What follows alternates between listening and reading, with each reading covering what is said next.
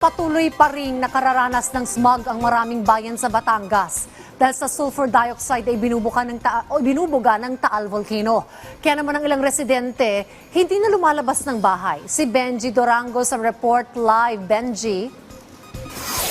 Dayan 26 sa 34 na LGU ng lalawigan ng Batangas ang nagkansela ng klase ngayong araw. Dulot pa rin yan ng pagbuga nitong volcanic smog dito sa Bulkang Taal. Isa na dyan itong Tanawan City, Batangas, kung saan ang ilang bahagi ay nasa loob ng 14-kilometer radius danger zone. Tulad na lamang nitong aking kinatatayuan ngayon dito sa may Barangay Gonzales, Tanawan, Batangas, na nasa tabing-tabi lamang ito ng Taal Lake, ng lawa ng Taal.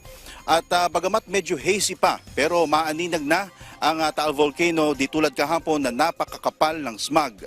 Pero may namamataan tayo na pagsingaw sa crater ng Taal. Yang nakikita nyo ngayon na makapal na puting usok sa itaas ng bulkan. Pero wala pang bagong advisory ang PHIVOLCS ngayong araw, pero may mga bayan sa Batangas ang nagmistulang ghost town, lalo na nung kumalat ang maling balita sa internet kahapon. Ako yan, puto. Gaya na, buhangin eh. Putok ulit, puto. Putok na ulit. Kung nagulantang kayo kahapon ng umaga sa social media ng mga kuhang ito o nito, mga lumang kuha na yan ng pagsabog ng Bulkang Taal. Pero hindi man ganyan ang sitwasyon ng Taal ngayon. Ganito naman ang naging sitwasyon sa ilang bayan sa lalawigan ng Batangas. Dito sa barangay ng Kaan sa Mataas na Kahoy, Batangas, napuno ng makapal na puting usok ang paligid dulot ng volcanic smog. 2 araw na raw nila itong nararanasan. Kahapon ng gabi ang pinakamalala. Kaya maaga pa lang nagpayo na sa mga residente ang lokal na pamahalaan. Pinagagawa namin na kung maaari huwag lumabas ng bahay. At kung lalo na yung mga bata at kung maaari, kung may ventilador sila, di ba, magpakot para mag-fresh air man lang. Hanggang ngayong araw, kansilado ang klase, public at private, sa 16 na barangay ng Mataas na Kahoy. Nanahimik ang mga paaralan. Mangilan-ngilan din ang mga residenteng makikita sa kalye. Kung hindi nga lang daw magpapatuka ng kanyang paitluging manok si Mang Roberto, hindi siya lalabas ng bahay. Parang nahirapan nung paghinga. Sa pinakahuling bulletin ng PHIVOLCS, bagamat nananatili sa alert level 1 ang Bulkang Taal, naglabas naman ito ng toneladas ng sulfur dioxide.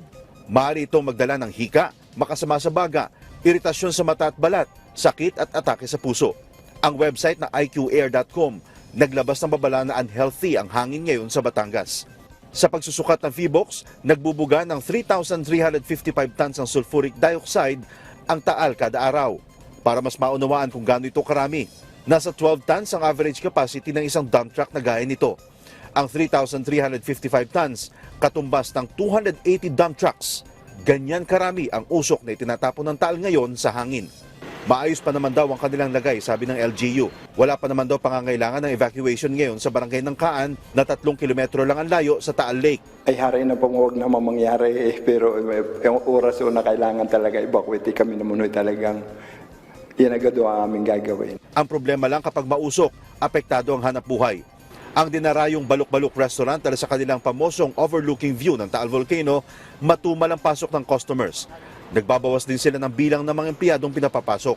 Nagka-cancel sila, natatakot kasi nga may smog, delikado. Pero tuloy lang daw ang hanap buhay dahil lilipas din naman daw ang smog. Tulad ni Mang Randy na tricycle driver, tigil biyahe dahil walang estudyante. Opo sir, hindi po makabiyahe ng ayos pag mahina pong kita. Dayan pa northwest ang tinatahak ng makapalausok, papunta yan ang bahagi ng Talisay, Batangas at Tagaytay area. Payapa naman ang bahaging ito ng Tanawan City, Batangas, itong dito sa may Barangay Gonzales. Pero naka-alerto ang mga residente sa kung ano man ang magiging galaw nitong Bulkang Taal.